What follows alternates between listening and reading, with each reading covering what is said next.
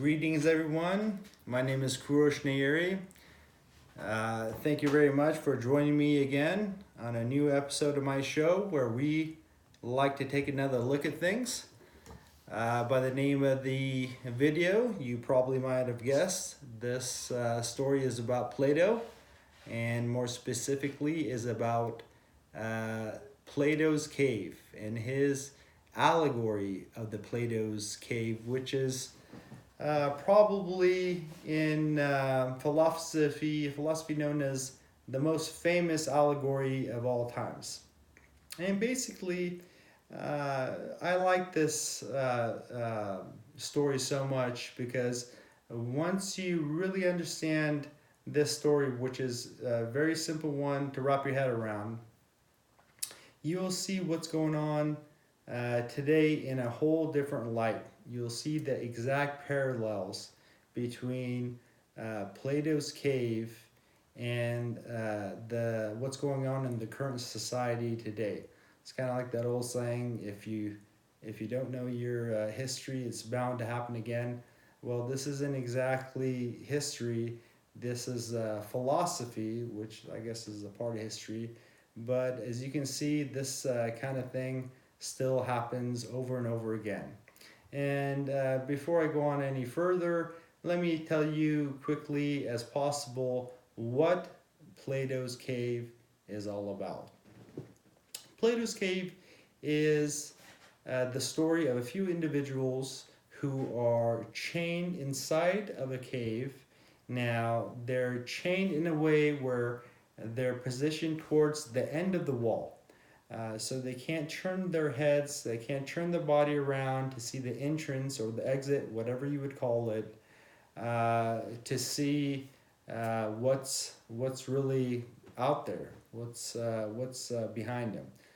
So at the lip of the wall, there's a hallway, and right in the middle of the hallway, there has been a fire constructed there.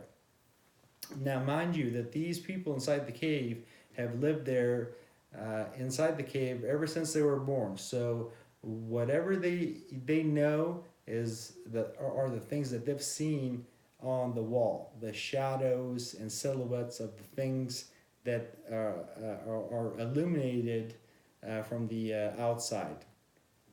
Now, to intensify this, what happens at the hallway by the lip of the cave is you have a few people, which I like to call the puppet masters, will walk by with various things in their hands, statues of things that look like rabbits or maybe horses or whatever it is, whatever you and I see in real life. Now, the people inside the cave see nothing but the shadows of those objects, and considering they've been there since they're born, they don't know any better, so they start to call and identify these objects by name. And as they become, or at least think they become, more knowledgeable and astute at knowing these things, they commiserate with one another and often start arguments with one another, kind of egotistical things that, I know more than you, no, that shape wasn't this, it was that, and kind of like what you get sometimes at a dinner table when you have two people arguing about politics or religion. Either one of them are, each one of them are so sure about their own beliefs when really they've just, if you ask me, been looking at various walls and various caves. They haven't really looked at the light. But nevertheless, this was Plato's cave. Now, something very interesting happens one of these days. One of the, I think it's around approximately four people, is in the cave is suddenly released. Now, Plato doesn't explain in his book exactly how the person is released, but we know one of the people in the cave is suddenly freed, and he's very, as you can imagine, tempted to want to leave the cave and see what's out there. Of course, he's been warned not to, and as he starts to climb up the cave, the light, as you can imagine, really bothers him, and he becomes scared to fully exit the cave. Well, one of these puppeteers or puppet masters or whatever you'd like to call them, whoever they may be representing in Plato's cave, and who they might represent today, if we all think about it, grabs this caveman, if you will, by his arm, and reluctantly drags him up the cave and pushes him outside the natural world, making him face the sun and everything that you and I frequently see around us. Now, living inside the cave his whole life, as you can imagine, his eyes are very, very disorientated. It's very hard for him to focus on anything. He's very dizzy. When he looks at something as simple as a rock to try and make sense of it, he can't really see that rock itself. He has to look down at the shadow that the rock is given off to understand that there's a rock there. The same with anything else, a rose bush, a tree. In order for him to know that that's there, he first has to look down at the shadow of that object. So where you and I or anybody else standing around would look at the actual object itself, he would be sticking to the ground to see the shadows, so he can make sense of some of the things that are going on around him. Well, eventually, after some times, what happens is his eyes start to adjust to the things around him, the sun that's illuminating everything, and he starts to get to a point where he sees the actual object first instead of the shadow. So when he looks at a horse, instead of looking at the shadow of the horse, he'll focus in on the horse itself. After he feels like he's enlightened, for the lack of a better word, he starts to feel really guilty for his friends that are still inside the cave locked up. So he returns to the cave, and he's very excited about trying to let the rest of his buddies know what the truth is, and that whatever they have been observing from the time that they were born has been a total lie.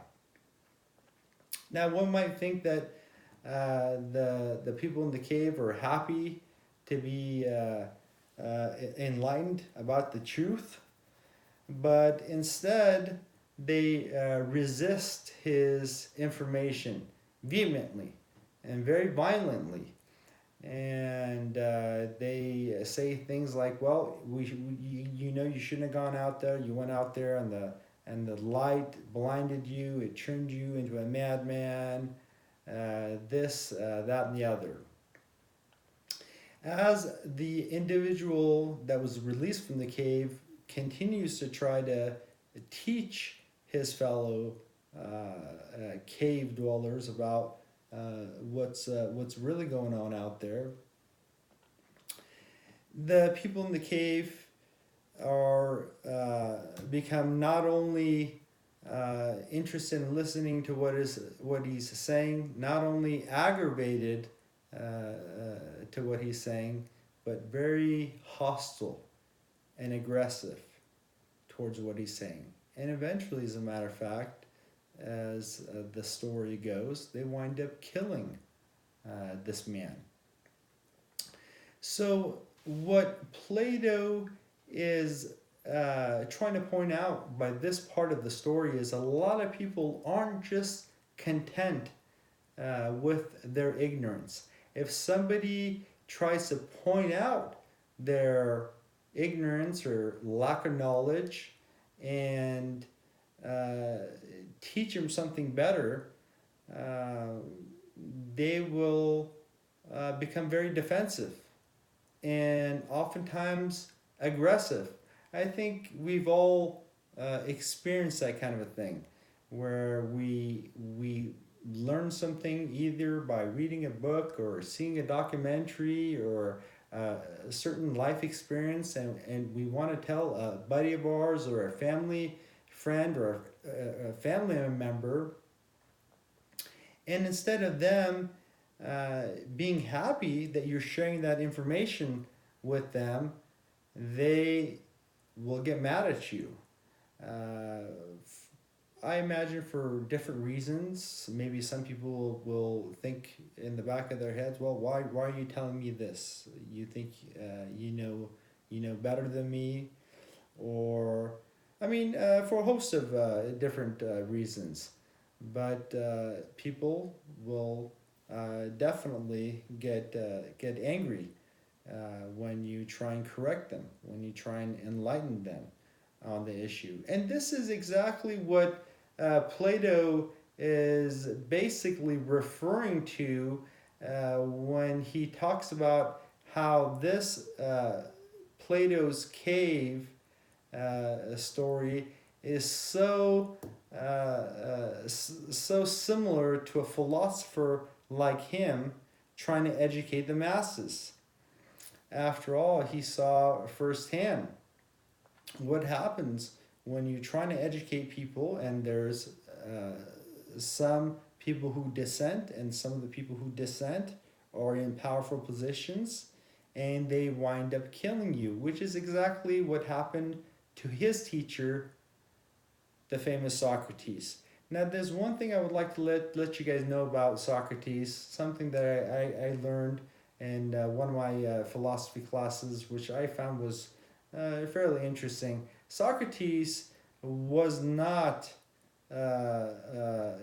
committed to death by the government with a stamp on it. That this is something that just has to happen.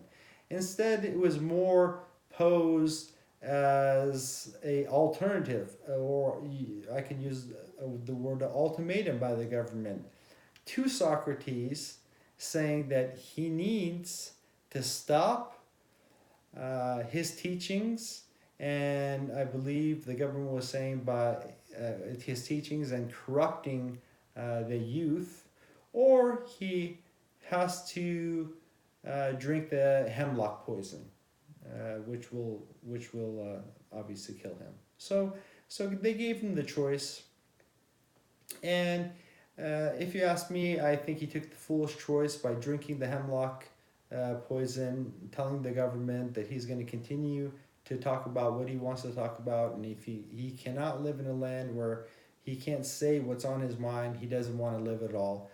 When the reality of it was that a lot of philosophers were in very similar type situations, and instead of killing themselves or letting the government kill themselves, what they did was just pack up and go to another land and successfully teach their philosophical beliefs there. So that's what I think Socrates could have done and should have done. Instead, he chose to drink the poison, and it was very interesting. As he was drinking the poison that would kill himself, the executioner slash, I guess you could say, poison bartender felt sorry for Socrates. You got to remember that even though the government was doing this, a lot of people, including a lot of people in the government, didn't like having to do this. They liked Socrates. Even the person, the executioner, that was doing this, like Socrates. As a matter of fact, the executioner told Socrates something to the effect of, as Socrates kept trying to talk his own philosophies while drinking the hemlock poison, the executioner advised Socrates of maybe not talking and trying to relax himself, to, I would imagine, go out easy, or what the executioner would have considered to be an easy route. And Socrates says something interesting, and at the same time, if you ask me, something rather foolish to the executioner. He said that my job has been to philosophize and to say what's on my mind, say what I believe in. Because of this, my punishment has been death by drinking the hemlock juice for doing my job. Now your job is to give me that hemlock poison. So what I think we should do is I should continue my job as a philosopher, which is saying what I want to say until the very end. And for you to do your job, which is to continue giving me the hemlock poison until I pass. Which is exactly what happened. The executioner was sad about what he had to do, but continued doing this, and Socrates eventually died. So, although he was given somewhat of an ultimatum by the government, it wasn't as strict and clean cut of execution as some people may think. It gave Plato a huge message to teach people, but to teach people in a very gingerly type way where they will not get offended. If Plato wanted you to perhaps contemplate some of his own beliefs, instead of professing them to you, he might just casually bring up the conversation, like one might when talking to a kid.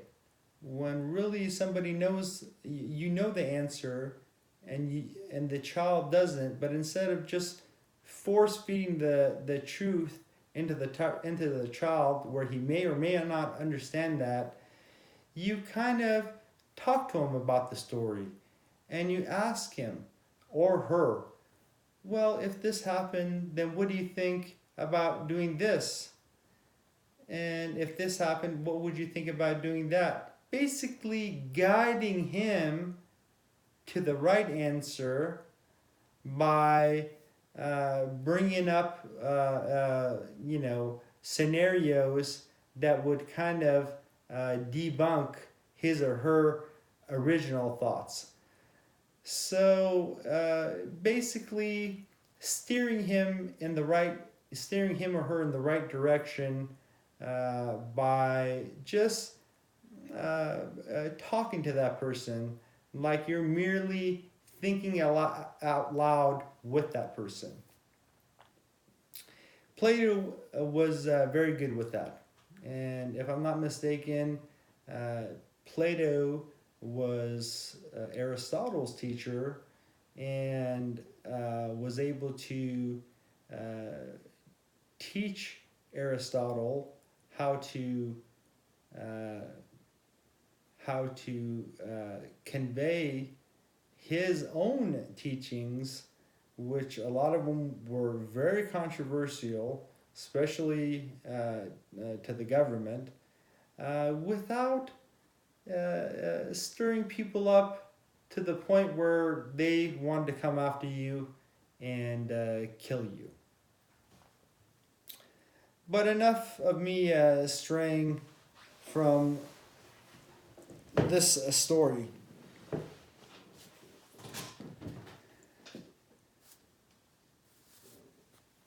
This Plato's allegory, Plato's cave allegory, is something that's in various YouTube documentaries. I definitely encourage people to check those documentaries out. Perhaps you'll find them to be much more interesting and articulate than the way I just tried to convey them to you. And really see how interesting the allegory of Plato's cave was and still is in relation to the things that are happening today. Thank you very much for tuning in. Once again, my name is Cyrus Nayeri, and please remember, I love you all.